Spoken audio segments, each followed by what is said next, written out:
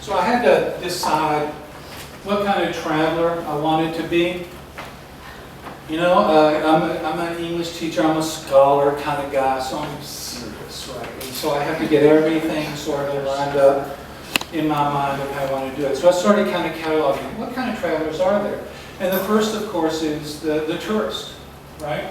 The tourist is somebody who, you know, you want to get away for a couple of weeks. You live in your house. You want to travel away, get away.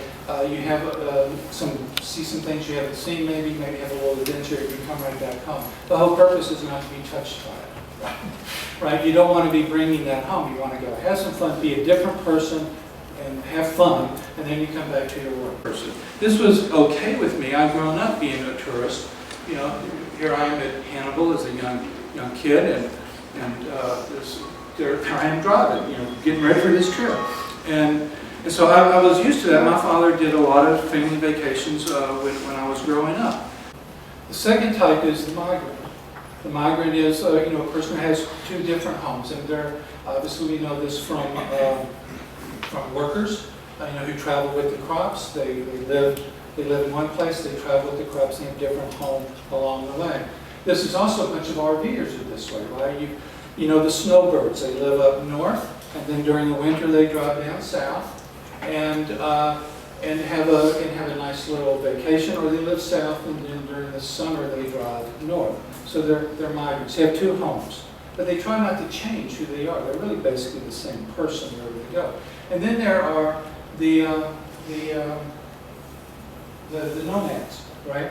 The nomads are those like gypsies, Bedouins. They're always traveling. They don't have a home that's the same place, you know, over and over. The Sioux Indians obviously were nomads, and so they moved with maybe the buffalo, or they moved with seasons, what have you. But they're always on the move. Their home is the thing that they're living in. And I thought that's kind of cool. I want to be a gypsy. But I started, you know, because I'm an English guy, so I started to research a little bit. I come up with a couple of others. There's the exile. The exile is kind of like a migrant that wants to go back home, but can't go back home, right?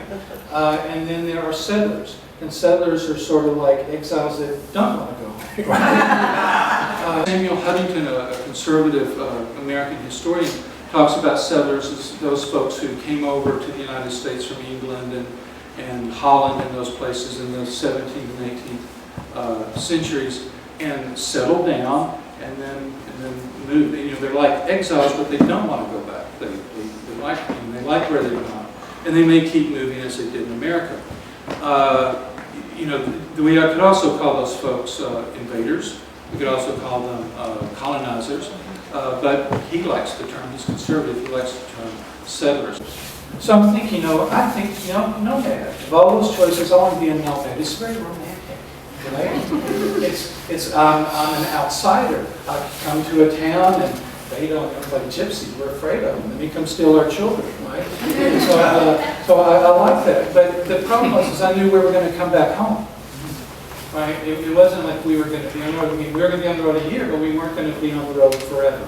So I had to come up with another one. And what I came up with finally was a pilgrim. Not those pilgrims over in Plymouth, with their conservative theologies, which is okay. I mean, I'm not a pilgrim, but I'm not a Puritan, but I want to be a pilgrim, the kind of pilgrim like going to Mecca. That you're traveling, well, Canterbury Tales, you're going to some place, and the reason you're going there is it's sacred, it's important, you want it to change you. You want to be affected by it. You want to go away, not like a tourist, right, and come back and resume your life. I wanted to go away and come back a different person. And so that was who I wanted to be on this trip.